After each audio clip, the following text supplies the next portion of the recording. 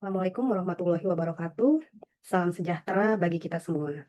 Perkenalkan, saya Sri Suryati, dosen pengampu mata kuliah keperawatan dewasa, sistem pernapasan kardiovaskuler dan hematologi. Pada program studi Sarjana Keperawatan Fakultas Kesehatan Universitas Muhammad Husni Tamrin. Mata ajar keperawatan dewasa sistem pernapasan kardiovaskuler dan hematologi ini bobotnya 3 SKS, 2 teori, dan 1 praktek. Untuk penempatan di semester 3 ganjil. Untuk kode mata kuliah NSE 24302B. Rumpun mata kuliah ini di dalam ilmu keperawatan klinis. Untuk CPL 1 sampai 4, CPL 2-nya ini mampu menjalankan asuhan keperawatan sesuai kode etik keperawatan Indonesia berpikir logis, kritis, sistematis, dan kreatif, inovatif, bekerja sama, dan kepekaan sosial serta bertanggung jawab secara ilmiah kepada masyarakat, profesi, dan klien dengan aplikasikan ilmu pengetahuan dan teknologi keperawatan yang berfokus pada asuhan keperawatan, kegawat daruratan dan bencana, serta berwawasan kewirausahaan.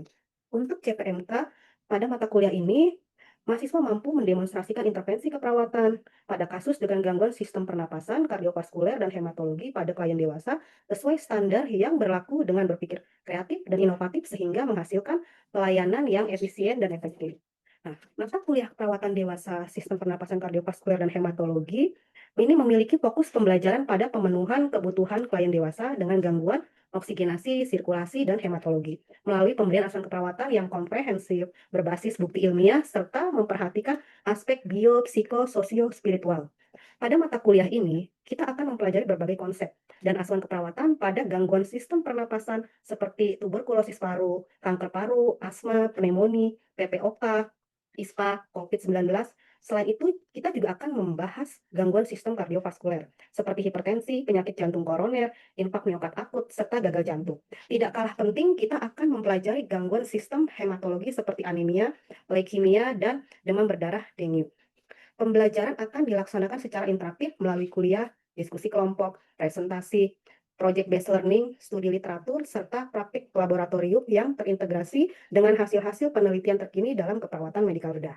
Nah, besar harapan saya melalui mata kuliah ini, mahasiswa tidak hanya mampu memahami konsep teoritis, tapi juga mampu mengaplikasikan proses keperawatan secara kritis, analitis, dan profesional dalam memberikan asuhan keperawatan pada klien dewasa. Saya juga berharap mahasiswa dapat berpartisipasi secara aktif dalam setiap proses pembelajaran, membangun budaya akademik yang baik, serta senantiasa menjunjung tinggi etika dan profesionalisme sebagai calon tenaga kesehatan. Saya mengucapkan selamat datang dan selamat bergabung dalam mata kuliah ini. Semoga perkuliahan yang akan kita jalani bersama dapat menjadi pengalaman belajar yang bermakna, menyenangkan, dan mampu meningkatkan kompetensi mahasiswa sebagai calon perawat profesional. Akhir kata, selamat belajar, selamat berproses, jadikan setiap pembelajaran sebagai langkah untuk menjadi perawat yang kompeten, berintegritas, dan mampu memberikan pelayanan terbaik bagi masyarakat. Wassalamualaikum warahmatullahi wabarakatuh. Bismillahirrahmanirrahim. Assalamualaikum warahmatullahi wabarakatuh. Waalaikumsalam warahmatullahi Waalaikumsalam wabarakatuh, Ibu. warahmatullahi wabarakatuh. Apa kabar semuanya? Sehat? Sehat. Alhamdulillah Alhamdulillah sehat, sehat, Ibu. Ibu. Perkenalkan, saya Sri Suryati yang akan menjadi koordinator sekaligus pengampu mata ajar keperawatan dewasa, sistem pernapasan, kardiovaskuler, dan hematologi. Untuk perkuliahan keperawatan dewasa ini, itu bobotnya 3 SKS ya, jadi 2 teori, 1 praktek. Nah, untuk penempatannya itu di semester 3. Ya, oke. Untuk pertemuan perkuliahannya ada 16 kali. Jadi nanti ada perkuliahan 16 kali ya. Jadi nanti ada UTS, UAS gitu. Jadi 14 kali pertemuan untuk teorinya. Untuk di pertemuan pertama ini, Ibu Sri akan menyampaikan materi dengan konsep perawatan dewasa atau keperawatan medikal bedah. Saya coba share PPT-nya. Untuk keperawatan medikal bedah. Kalau dulu kita menyebutnya keperawatan medikal bedah. Ya, untuk saat ini penamaannya itu di keperawatan dewasa, tapi memang tetap membahas lingkupnya itu di keperawatan medikal bedah. Gitu ya. Oke, lanjut. Nah, untuk lingkup eh, keperawatan medikal bedah ini dia itu fokusnya pada bentuk asuhan keperawatan pasien dewasa gitu yang mengalami perubahan fisik dengan atau tanpa gangguan struktur pada berbagai sistem tubuh. Maksudnya gangguan atau perubahan fisik itu seperti apa, Bu? Nah, yang dimaksud dengan perubahan fisik ada hal yang terjadi gitu ya. Entah itu kecelakaan, jatuh, atau hal lain yang memang membuat anggota tubuh itu ada yang terluka gitu, ada yang terputus, ada yang cacat gitu. Jadi ada perubahan fisiknya gitu ya. Contoh pada pasien yang memang dia misalkan terjadi kecelakaan gitu, dia akan mengalami fraktur, patah tulang gitu. Itu ada perubahan fisiknya. Jadi dia tidak bisa berjalan, tidak bisa beraktivitas. Seperti itu ya, semoga bisa dipahami. Oke, selanjutnya ada peran gitu, peran keperawatan, peran perawat medikal bedah gitu. Jadi sebelum teman-teman paham gitu ya lebih lanjut ke depannya, kita juga harus pahami dulu perannya kita. Mungkin kemarin di semester 1 atau 2 teman-teman hanya belajar pada pemenuhan kebutuhan tubuh saja gitu ya, belum pada gangguan konsepnya. Nah, untuk di semester 3 ini teman-teman sudah mulai dibagi nih, ada yang ke perawatan dewasa, keperawatan anak, maternitas, gitu lah. Jadi lebih spesifik fokusnya. Nah, untuk saat ini yang dengan Ibu Sri itu keperawatan medikal bedah, jadi pada pasien dewasa. Nah, perawat medikal bedah ini punya peran, gitu. Ada beberapa perannya. Salah satunya perannya sebagai caregiver, kedua advokat, edukator, kolaborator, pembaharu, peneliti. Keren ya gitu. Perannya luar biasa gitu. Ada yang nyesel nggak masuk perawat? Mumpung masih semester 3 nih. Enggak, Bu. Nggak ada Ibu. Enggak ya, setelah tahu nih, wah perannya luar biasa, keren banget gitu. Semakin harusnya timbul cinta nih ya sama keperawatan. Saya nggak salah pilih nih masuk keperawatan gitu. Oke, yang pertama tadi ya kita bahas nih perannya sebagai caregiver, pemberi asuhan keperawatan. Nah, apa tuh yang dimaksud caregiver di sini?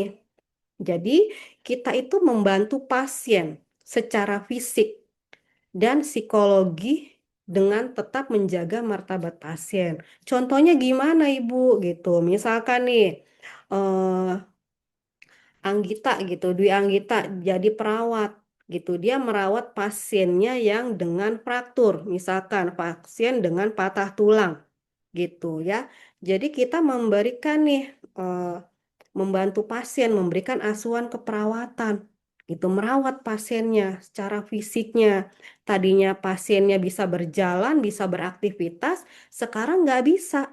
Dia cuma bisa melakukan semua aktivitasnya di tempat tidur. Nah, berarti kan perawat Dwi Anggita harus membantu dong, baik dari apa namanya ketika dia mau makan, mau mandi gitu. Itu semua dilakukan di tempat tidur gitu. Jadi memberikan perawatan secara fisik gitu ya kepada pasiennya.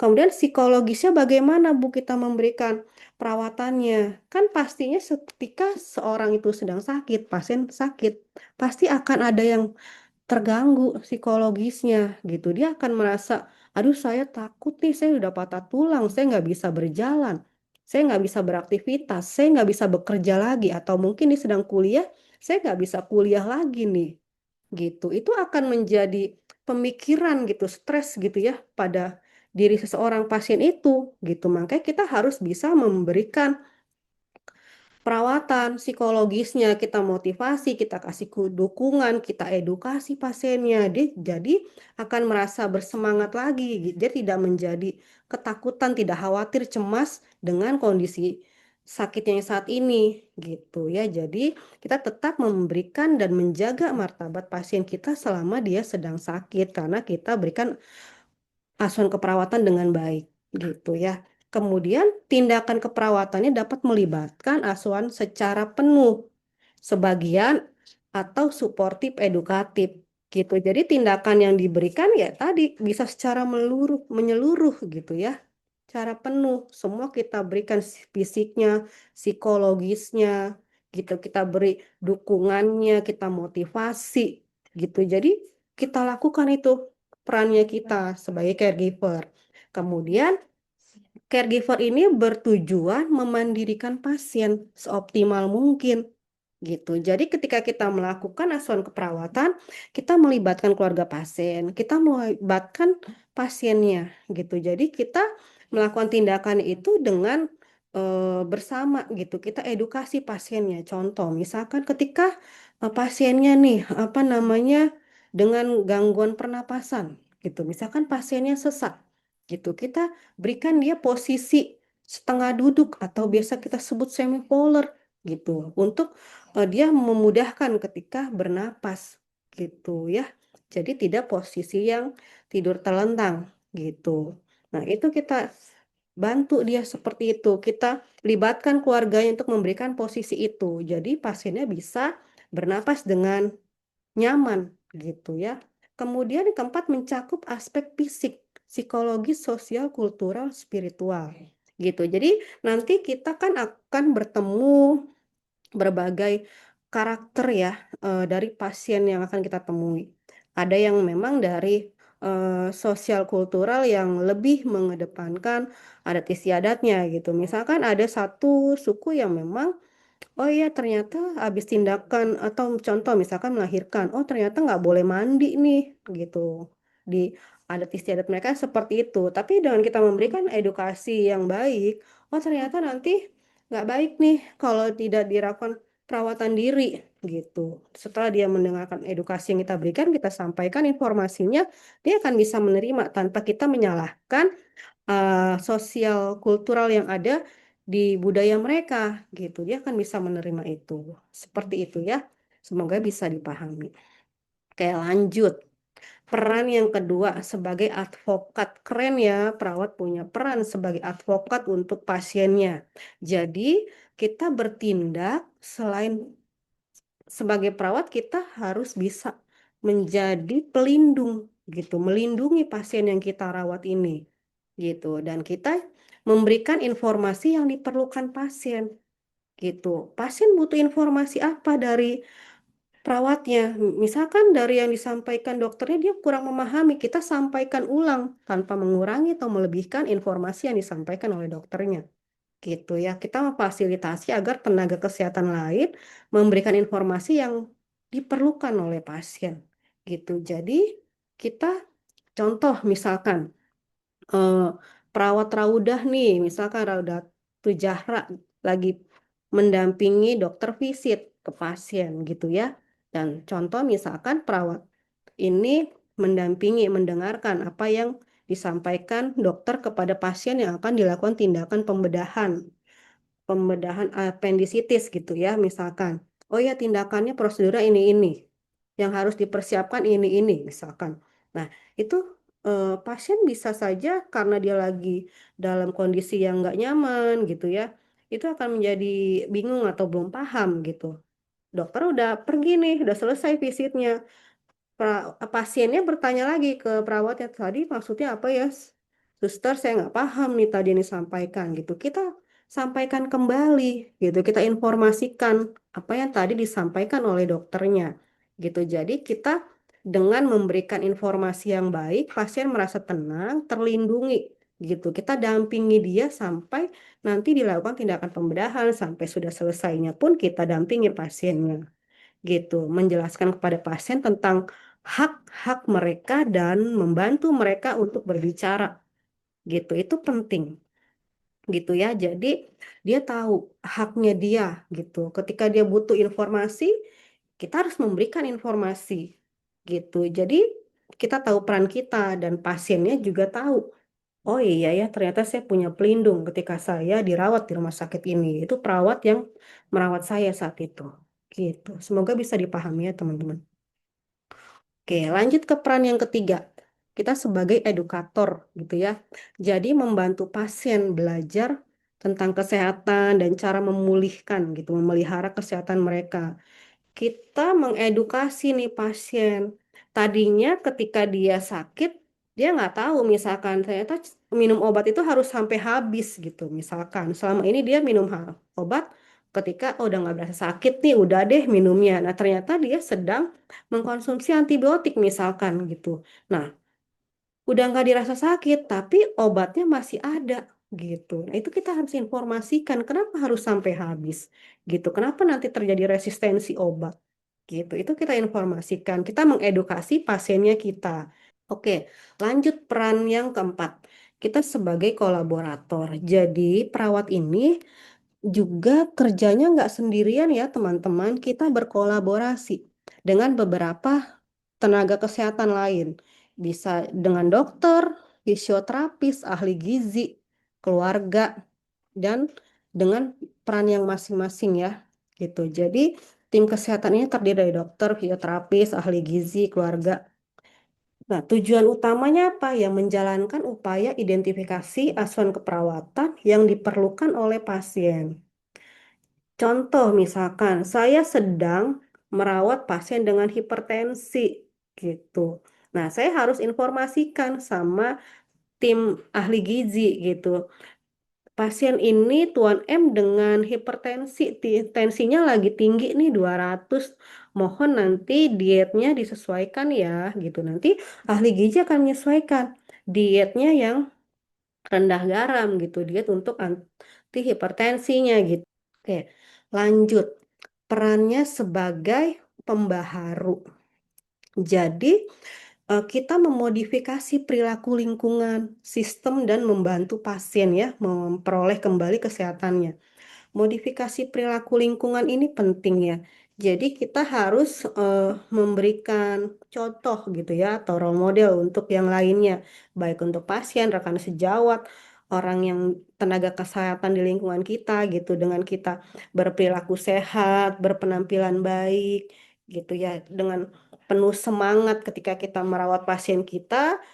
Nah, mereka juga akan menjadi ini termotivasi. Ih, keren ya dia semangat banget gitu ya merawat kita gitu. Perawatnya semangat gitu dengan penuh kasih sayang merawatnya. Dia akan timbul hal yang sama gitu. Oh iya, perawatnya aja udah semangat, saya juga harus bersemangat untuk bisa sembuh. Saya akan ikuti arahan dari perawat saya. Oke, lanjut sebagai peneliti. Nah, keperawatan ini sebagai profesi yang memang dia punya cabang ilmu pengetahuan ya. Jadi dia selalu dituntut untuk mengembangkan dalam rangka menjawab berbagai tantangan dan persoalan gitu. Jadi kita ilmu keperawatan ini tidak statis gitu. Jadi kita selalu mengikuti perkembangan yang ada gitu. Jadi kita kalau Ibu Sri bilang ke mahasiswa selalu kita harus kepo sama pasien kita. Maksudnya gimana?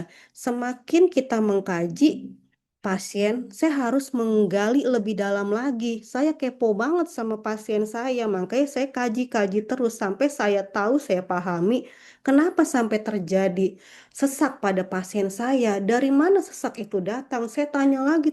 Pasien bilang, iya ketika saya aktivitas. Suster gitu, oh ternyata aktivitas, kok dari dia beraktivitas kok bisa timbul sesak, bagaimana sesak itu bisa timbul. Nah saya kepo, saya cari, saya baca gitu. Jadi saya berharap nih dari teman-teman yang mahasiswa saat ini, ketika nanti kan teman-teman ada ya praktek di rumah sakit, itu harus cari dari berbagai gangguan sistem konsep penyakit gitu ya, dari pasien kita. Kenapa dia sampai begini? Ah, saya mau teliti nanti gitu. Kok kenapa sih pada pasien TB bisa sesak? Kok pada pasien apa namanya jantung bisa timbul nyeri? Dari mana sih nyerinya itu muncul? Gitu. Saya mau teliti gitu. Jadi ada rasa ingin tahu lebih dalam. Saya akan melakukan riset-riset untuk saya tahu apa nih sampai terjadi seperti ini gitu. Nanti dari hasil riset itu akan tumbuh nih penemuan baru, bisa menjadi referensi untuk teman-teman rekan sejawat kita, jadi referensi untuk adik-adik yang sedang kuliah juga gitu. Jadi riset ini mengubah dasar pengetahuan ilmiah keperawatan dan meningkatkan praktek keperawatan. Jadi mutu pelayanannya akan menjadi lebih baik lagi dengan peran kita sebagai peneliti. Kepingin nggak jadi peneliti? Pingin nggak? Pengen Ibu. Pingin ya, jadi nanti tambah informasi baru, pengetahuan baru, pelayanannya yang diberikan akan menjadi lebih baik. Oh, ternyata pada pasien nyeri, kalau komunikasi kita baik bisa ya, bisa mengurangi gitu. Tingkatan nyeri, benar nggak sih kayak gitu? Saya teliti, coba gitu. Contoh ya itu contoh. Oke, semoga bisa dipahami. Kita lanjut. Nah, kita jadi perawat, mau jadi perawat akan ya, kita harus tahu fungsinya kita dulu gitu. Fungsi utama perawat itu apa? Jadi kita itu membantu pasien dalam kondisi sakit maupun sehat. Gunanya untuk apa? Meningkatkan derajat kesehatan melalui layanan keperawatan yang diberikan. Jadi perawat itu punya fungsi gitu. Keberadaan kita itu ditunggu, dinantikan oleh pasien-pasien kita di rumah sakit gitu. Karena tadi kita punya fungsi yang memang dibutuhkan di rumah sakit, di pasien-pasiennya kita gitu. Buat apa kita nggak berfungsi? Ngapain kita ngelakuin itu gitu kan? Jadi dengan kita belajar, kita tahu nih, oh ternyata perawat ada fungsinya gitu ya. Oke, lanjut. Fungsinya apa aja? Ada independen, dependen, interdependen gitu ya. Lanjut. Jadi di dalam keperawatan medikal bedah itu ada komponennya, ada manusianya, ada keperawatannya, ada konsep sehat sakit, ada konsep lingkungan, ada aplikasi asuhan keperawatannya. Apa itu, Bu? Gitu. Kenapa harus ada manusianya? Gitu. Jadi penerima asuhan keperawatannya ini kan eh, manusia gitu ya, individu, kelompok, komunitas, atau sosial yang memang masing-masing diperlakukan oleh perawat sebagai sistem adaptasi yang holistik terbuka. Gimana kita bisa memberikan asuhan keperawatan? Manusianya aja nggak ada gitu. Jadi memang harus ada komponen manusia itu gitu. Individunya atau mungkin di satu komunitas gitu ya yang memang itu yang akan kita berikan layanan kesehatannya gitu. Oke, lanjut keperawatan. Nah, keperawatan ini yaitu bentuk pelayanan profesional berupa pemenuhan kebutuhan dasar yang diberikan kepada individu yang sehat maupun sakit yang mengalami gangguan psikis, fisik, sosial agar mencapai derajat kesehatan yang optimal.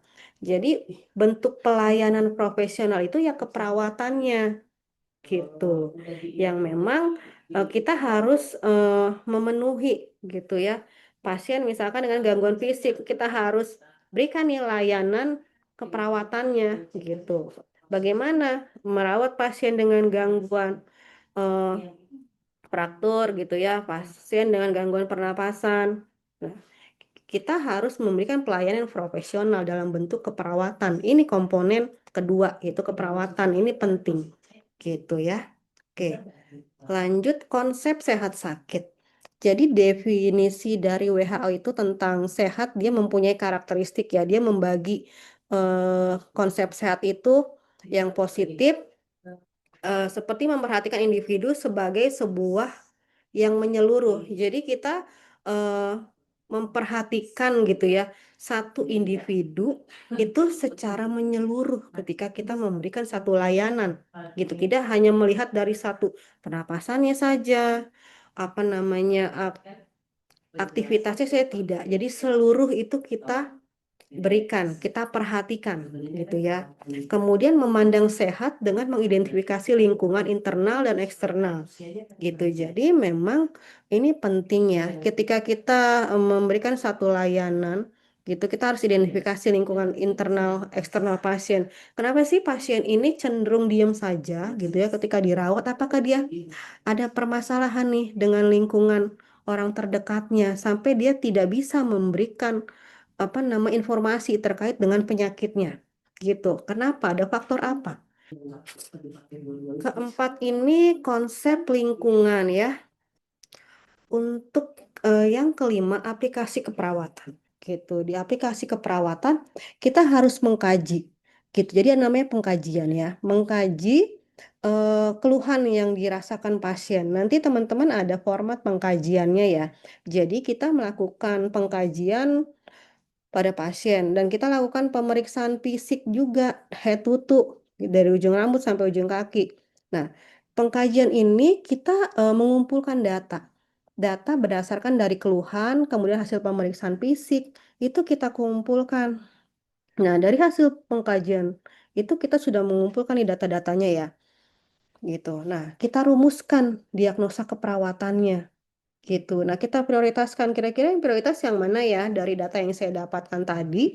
Setelah saya dirumuskan diagnosa, oh ternyata eh, masalah pernapasannya nih yang harus diprioritaskan. Saya harus kejar pernapasannya bisa menjadi baik, gitu, normal kembali. Nah, setelah kita sudah merumuskan diagnosa keperawatan, kita sudah harus merencanakan tindakan apa yang akan saya berikan. Nah, kita susun nih intervensi keperawatannya. Rencana apa saja yang akan kita berikan ke pasien terkait tadi permasalahan pernapasannya, gangguan pernapasan bisa jadi misalkan dia mengalami bersihan jalan napas gitu. Setelah kita merencanakan intervensi keperawatannya, kita implementasikan ke pasiennya apa saja yang diimplementasikan dari perencanaan yang sudah kita buat tadi. Nah, setelah kita lakukan di pasien pelaksanaan keperawatan tadi, nah kita juga perlu mengevaluasi dari tindakan yang sudah kita berikan ke pasien. Kira-kira bersihan jalan nafasnya sudah teratasi atau belum ya selama 3 hari saya berikan ini? Kita evaluasi gitu. Kita mau tahu keberhasilannya seperti apa di pasien. Perannya apa aja sih perawat medikal bedah? Silakan, yuk. Pemberian asuhan keperawatan caregiver, kemudian juga ada kemudian pembaharuan, kemudian penelitian. Ya, tadi perannya banyak ya sebagai caregiver gitu ya. Kemudian sebagai advokat, kemudian tadi sebagai peneliti gitu ya. Jadi banyak perannya gitu ya. Tadi udah sebagian besar disampaikan Rosmiati. Oke, satu pertanyaan lagi. Komponen apa saja yang kita bisa lakukan untuk melakukan asuhan keperawatan? Tadi apa aja? Selain dari Saya, Bu. pengkajian. Oke, siapa? Ada ya, Ibu. Ada komponennya itu ada 5. Ada Mm-mm. pengkajian, ada diagnosis keperawatan, ada perencanaan atau intervensi, ada Mm-mm. implementasi, ada evaluasi, Ibu. Luar biasa, Adel. Terima kasih ya sudah memahami apa yang saya sampaikan pada hari ini. Oke deh, karena sudah di penghujung waktu, eh, saya berharap teman-teman tidak hanya fokus pada PPT yang saya sampaikan saja. Kita harus banyak lebih membaca dari berbagai referensi terkait keperawatan medikal bedah pada pasien dewasa ini ya. Jadi harus rajin membaca. Jadi lebih bertambah wawasannya. Jadi ketika kita pertemuan perkuliahan, teman-teman sudah paham gitu ya dan mengerti nanti akan lebih interaktif gitu saat kita perkuliahan gitu. Oke deh, terima kasih untuk waktunya hari ini.